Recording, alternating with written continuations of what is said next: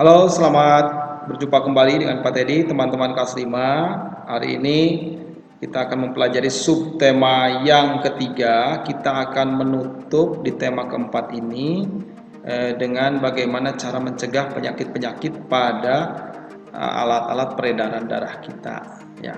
Yang pertama, teman-teman, kita lihat di sini. Kalau di buku tematik kalian ada manfaat bersepeda bagi kesehatan organ peredaran darah. Pertama, bersepeda itu dapat meningkatkan detak jantung sehingga aliran darah menjadi lancar. Ya, mungkin apapun kegiatan olahraganya, biasanya ketika kita olahraga, denyut jantung kita itu akan semakin cepat. Ketika cepat, berarti sirkulasi darahnya, memompa darahnya juga kan cepat. Itu olahraga. Beda dengan kalau kita biasa. Nah, lalu bagaimana nanti kita pikirkan bagaimana olahraga bersepeda ini di tengah pandemi corona ini sehingga kita aman. Mungkin di rumah ada yang menggunakan pedal tanpa ada rodanya sehingga kita bisa memutar pedal sepeda ya, itu di tempat. Berikutnya, bersepeda juga dapat mengurangi resiko penyakit jantung dan menurunkan tingkat kolesterol dalam darah ya. Itu. Nah, berikutnya di sini bersepeda juga menguatkan otot jantung. Nah, kita kenal ada otot jantung, otot polos, lalu juga otot lurik ya. Otot jantung kuat dapat menghantarkan darah dan oksigen ke seluruh tubuh secara optimal.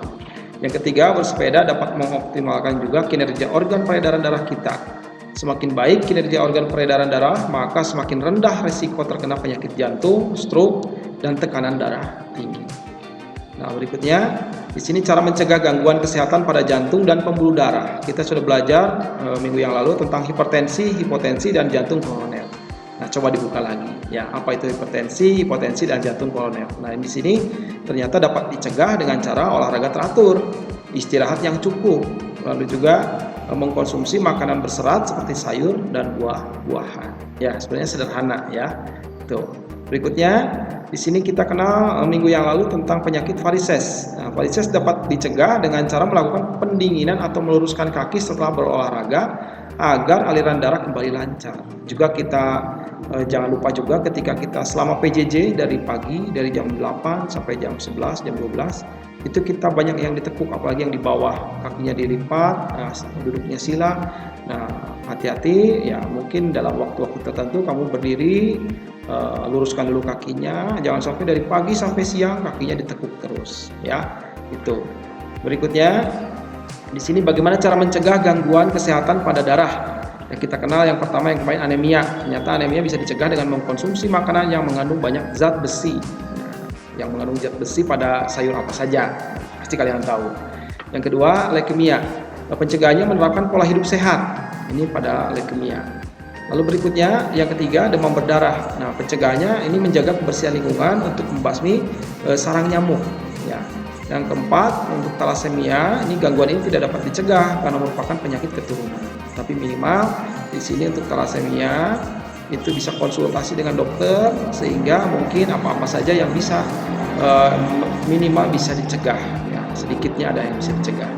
Yang kelima, hemofilia. Gangguan ini tidak dapat diobati akan tetapi dapat dicegah. Cara menghindarinya terjadinya pendarahan agar darah tidak terus mengalir. Nah, gimana caranya? Ya, ini menghindari berarti orang yang hemofilia ini menghindari adanya pendarahan gara-gara luka, itu harus dihindari. Luka-luka harus dihindari. Berikutnya, nah ini kegiatan membasmi sarang nyamuk Aedes aegypti dikenal dengan kegiatan 3M, yaitu yang pertama menguras tempat penampungan air. Yang kedua, mengubur barang bekas. 3, menutup tempat penampungan air. Yang menguras tempat-tempat penampungan air itu mungkin kalau di rumah, sekarang mungkin di perumahan-perumahan biasanya menggunakan toren ya. Jarang menggunakan bak mandi di rumah ya. Itu. Lalu berikutnya maksudnya apa ini mengubur barang bekas. Nah, barang bekas di sini barang-barang yang mungkin di sekitar rumah atau mungkin di bak sampah atau di mana itu yang ketika hujan bisa menampung air. Nah, genangan air inilah yang nanti bisa menyebabkan nyamuk itu bisa bersarang di sana. Sehingga kita hindari barang-barang yang bisa menampung air. Nah, yang ketiga, menutup tempat penampungan air. Ya, kalau toren pasti ada tutupnya. Tadi kenapa nomor 1 harus dikuras tempat penampungan air? Yaitu tadi menghindari adanya jentik-jentik nyamuk. Ya, kita kuras ya terus-menerus. Maka peredaran nyamuk mungkin di sekitar lingkungan rumah kita itu lama-lama sedikit dan tidak ada. Nah, berikutnya cara mencegah kesehatan organ peredaran darah. Yang pertama, ya, beristirahat yang cukup. Ya, seperti kalian kelas 5 kurang lebih 8 jam. Ya, 8 jam.